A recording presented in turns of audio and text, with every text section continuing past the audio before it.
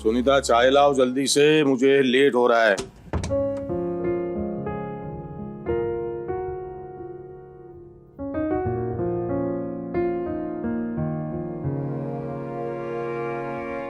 Thank you.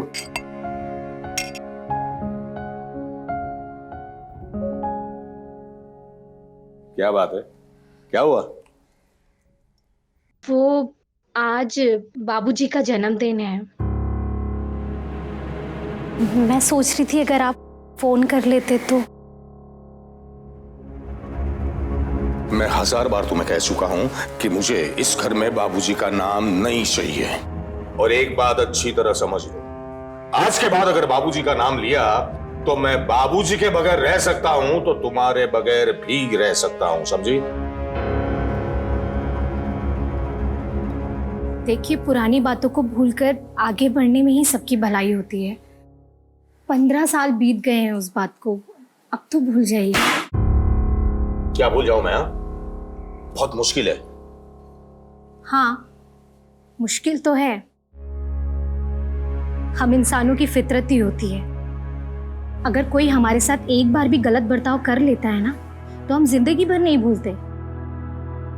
पर वहीं अगर किसी ने हमारे साथ कुछ अच्छा किया हो तो हम एक पल में ही भूल जाते। तुम कहना क्या चाहती हो? यही कि बाबूजी ने।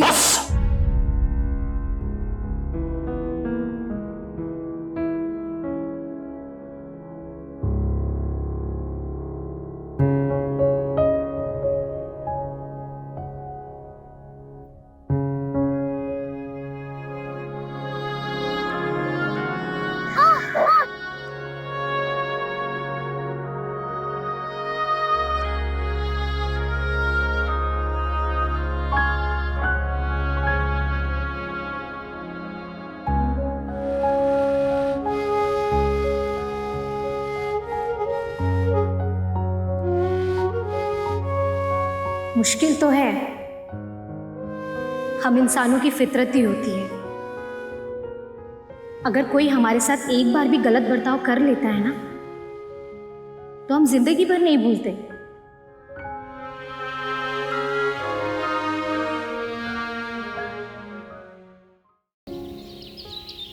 सुनीता, सुनीता, मेरी वो फाइल कहाँ रखी है तुमने? अरे वहीं देखिए, अलमारी में होगी। अरे नहीं दिख रही है मुझे। अरे ठीक से देखिए, कपड़ों के नीचे होगी।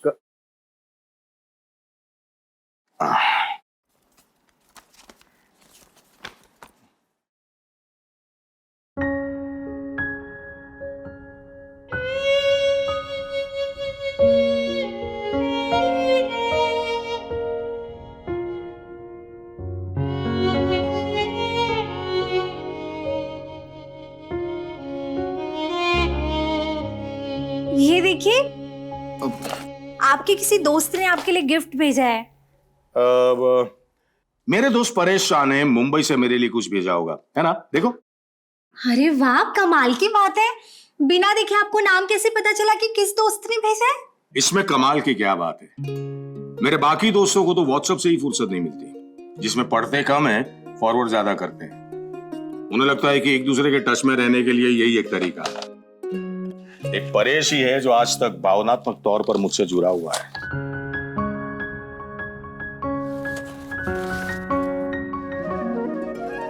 दो कदम विस्मरण से स्मरण की ओर। वाह।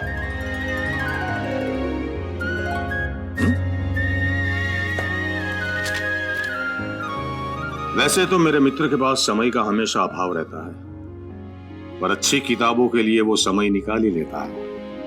यही सोचकर ये किताब भेज रहा हूं। आशा करता हूं तुम्हें पसंद आएगी। दो कदम विस्मरण से स्मरण की ओर। वाह।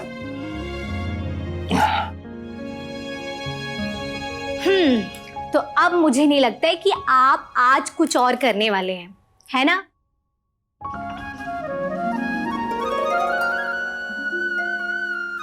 सारा दिन धुनी रमा के बस ये किताब पढ़ने वाले हैं। सही कहा ना मैंने?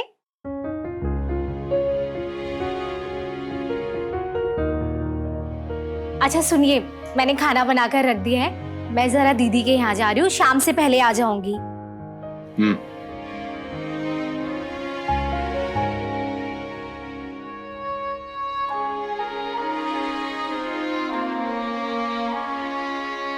बीज अंकुर बनकर बाहर आता है, बाद में माली की देखभाल के बिना उसका वृक्ष बनना मुश्किल है। तो जन्म के बाद माँ बाप की योग्य परवरिश के बिना बालक का जीवन टिकना भी मुश्किल है।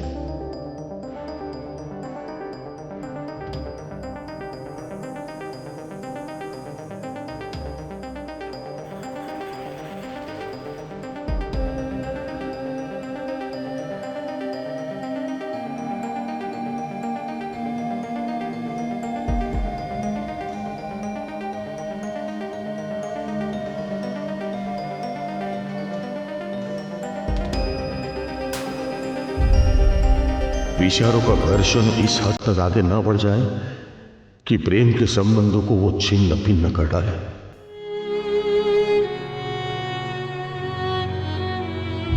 मेरे घर में रहना होगा तो मेरे हिसाब से रहना पड़ेगा। तेरी शादी होगी तो मेरी मर्जी से होगी। बच्चा नहीं हूं मैं, मेरी जिंदगी के फैसले लेने का मुझे हक है, और उसके लिए मुझे घर छोड़ना पड़ा तो मैं छोड़ दूंगा।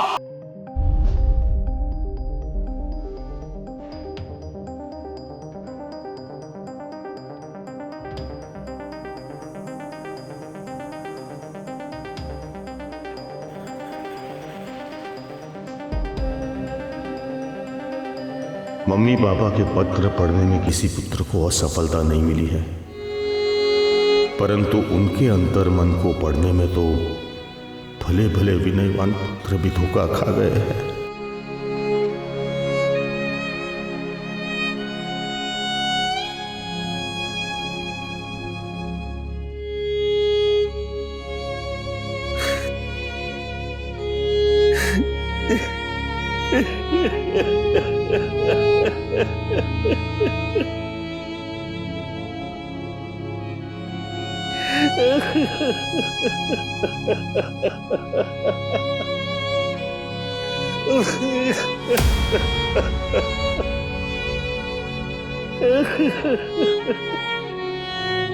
क्या हुआ है? आप रो क्यों रहे? सब ठीक है ना? क्या हुआ है? जिस अतीत से आज तक मैं भागता रहा, उसी अतीत को इस किताब ने मेरे सामने लाकर खड़ा कर दिया। इस किताब को पढ़ने के बाद मुझे लगा कि हो सकता हो कि बाबूजी ने मेरे साथ गलत किया हो। मैंने भी जो उनके साथ किया वो सही तो नहीं था।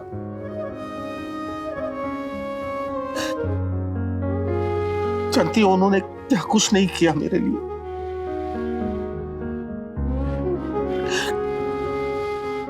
जिंदगी भर साइकिल चलाते रहे और मुझे कॉलेज जाने के लिए मोटरसाइकिल दिलाई ताकि मुझे तकलीफ ना हो। नहीं नहीं, अभी भी ना देर नहीं हुई है, आप प्लीज एक बार सोचिए ना। तुम्हें क्या लगता है कि मैंने उनसे मिलने के बारे में नहीं सोचा, कोशिश नहीं की मैंने? लेकिन हर बार ये बात सोचकर रुक जाता हूं कि कहीं उनका गुस्सा कम नहीं हुआ तो। उनके सामने जाकर मैं उनकी तकलीफ नहीं बढ़ाना चाहता था, ये सोचकर मैं रुक जाता था।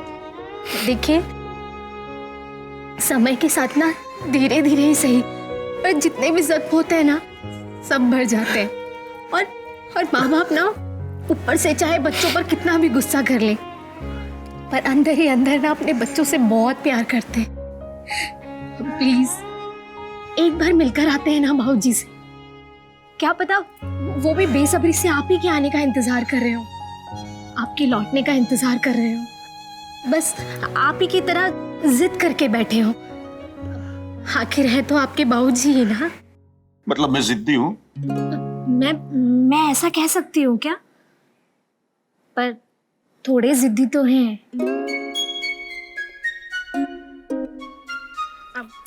मैं आती हूँ।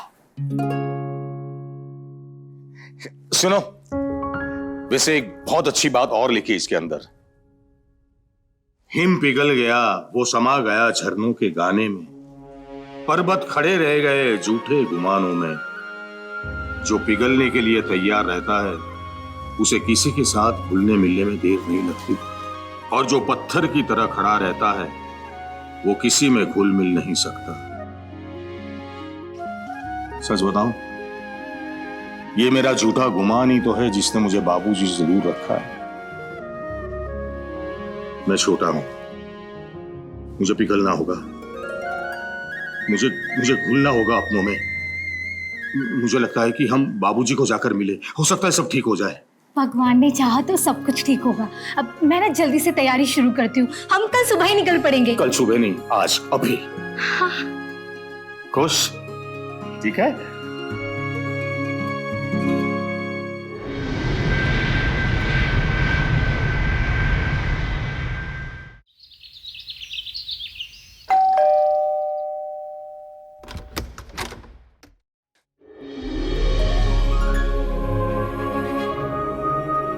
भैया, भाभी,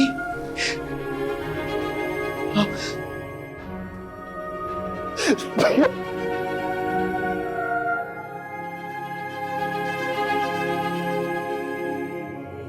कैसा है तू? भाभी, ये कविता, कविता जल्दी आओ, देखो कौन है, देखो। भैया भाभी, आप लोग आइए ना। भाभी, बिट्टू, बिट्टू ये है तुम्हारे बड़े चाचू और बड़ी चाची। हाँ। प्रणाम करो इन्हें।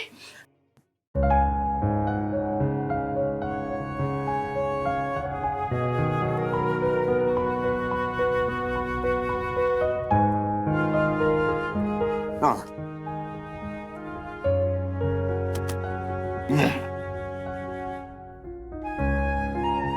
जीते रहो।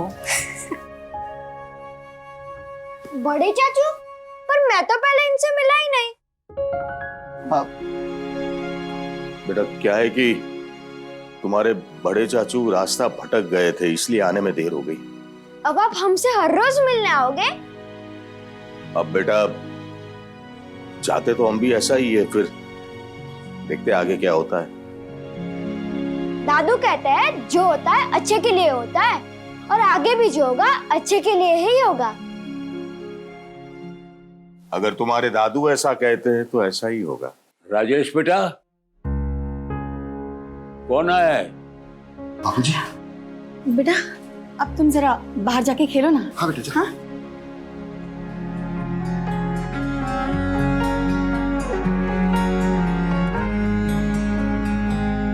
तुझे छोड़ मैं जाऊं कहाँ,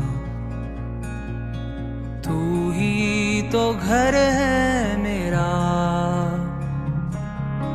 ना था मुझे पता,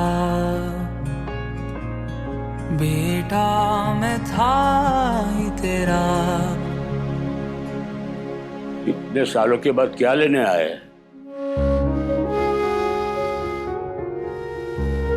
एक बाप के पास अपने बेटे को देने के लिए बहुत कुछ होता है कि एक पिता पूरी उम्र उसके बेटे की जरूरियात पूरा करने के लिए उसे कुछ न कुछ देते ही रहता है।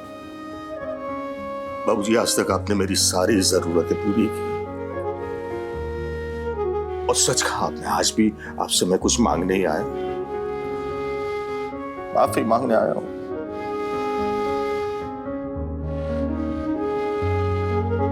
बाबूजी,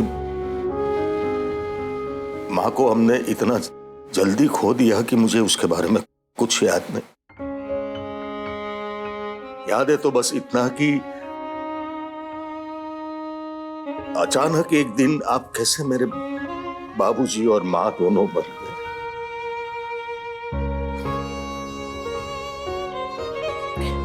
सच बताऊं बाबूजी, आपसे दूर जाने के बाद मुझे पता चला कि मैंने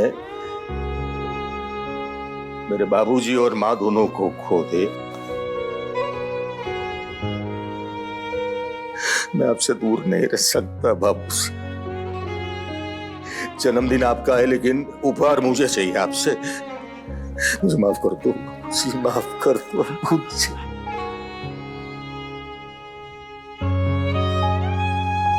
माफी तो मुझे मांगनी चाहिए तुम्हारी। मैंने तुम्हारे साथ बहुत गलत किया है। क्या गलती थी तुम्हारी? सिर्फ इतनी कि तुम अपनी मर्जी के मुताबिक शादी करना चाहते थे। तो मैंने तुम्हें ऐसी सजा दी कि वो सजा की आग में मैं आज तक जल रहा हूं। बहुत गलत किया है बेटा, मुझे माफ कर दो। माफ कर दो बाबूजी। मैं गलत था। आप माफी मत मांगिए, आप माफी मत मांगिए। आप बड़े हैं मुझसे, गलती मुझसे हुई, मुझे वापस आना चाहिए था। मैं आपको ले जाने के लिए आया हूं, आप आएंगे ना मेरे साथ?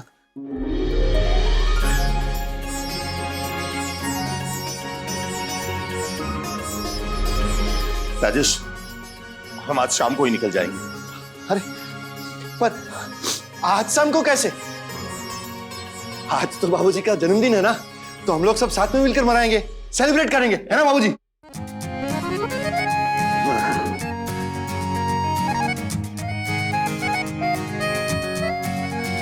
भैया अपने मोहल्ले में वो बिल्लू नहीं था, वो आपको बहुत याद करता है रोज, है ना? नहीं, ये सब तो ठीक है, पर मुझे एक बात बताओ, इतने सालों में बाबूजी ने मुझे याद किया? भैया शायद ही कोई ऐसा दिन होगा जिस दिन बाबूजी ने आपकी पुरानी चीजों को ना देखा हो।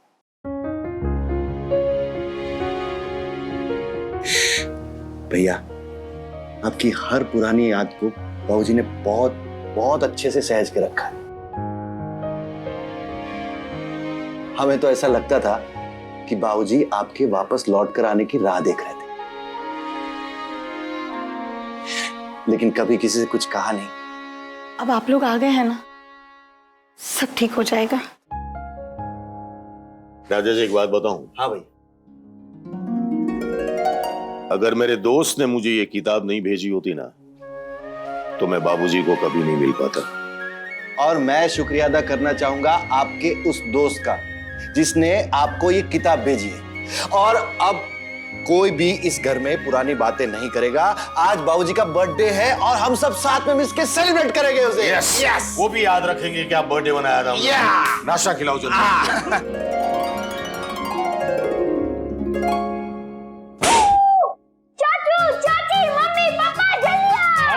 अरे माय गॉड, अरे वाह, ये डेकोरेशन किसने किया?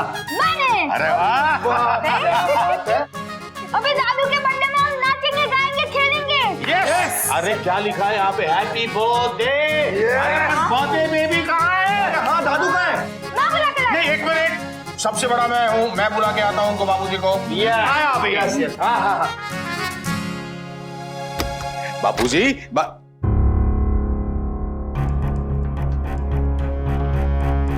बापूजी, बापूजी, क्या हुआ बापूजी? बापूजी, बापूजी, राजेश! भैया, भैया, राजेश जल्दी अंदर आओ, राजेश! बाबूजी, क्या हुआ भैया? बाबूजी क्या हुआ? बाबूजी आंखें खोलिए, बाबूजी आंखें खोलिए प्लीज। बाबूजी! खोलिए, बाबूजी आंखें खोलिए ना। बाबूजी आंखें खोली। बाबूजी देखो ना बाबूजी को क्या हो गया। बाबूजी आंखें खोली। बाबूजी, बाबूजी आंखें खोलिए। बाबूजी देखिए, मैं माफी मांगने आया हूँ। बाबूजी प्लीज आंखें खोलिए, बाबूजी प्लीज। भैया, भैया, बाबूजी हमारे हमसे दूर चले गए भैया। लगता है वो आपके वापस आने की प्रतीक्षा ही कर रहे थे। आपके वापस आने की प्रतीक्षा कर रहे थे भैया। बापूजी की प्रतीक्षा खत्म हुई। बापूजी की प्रतीक्षा खत्म हुई भैया।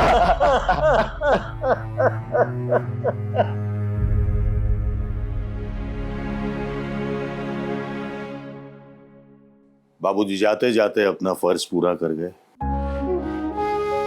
और मुझ पर कर्ज छोड़ गए। समझ में नहीं आता कैसे चुकाऊंगा।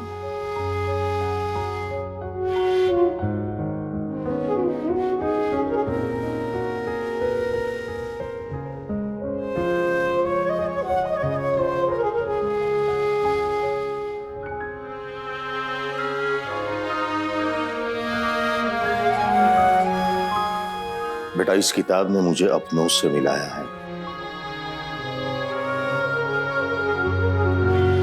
अगर ये किताब मुझे सही वक्त पर मिल जाती तो बात कुछ और ही होती। इसे अपने चाचू की तरफ से गिफ्ट समझकर इसे जरूर पढ़ना।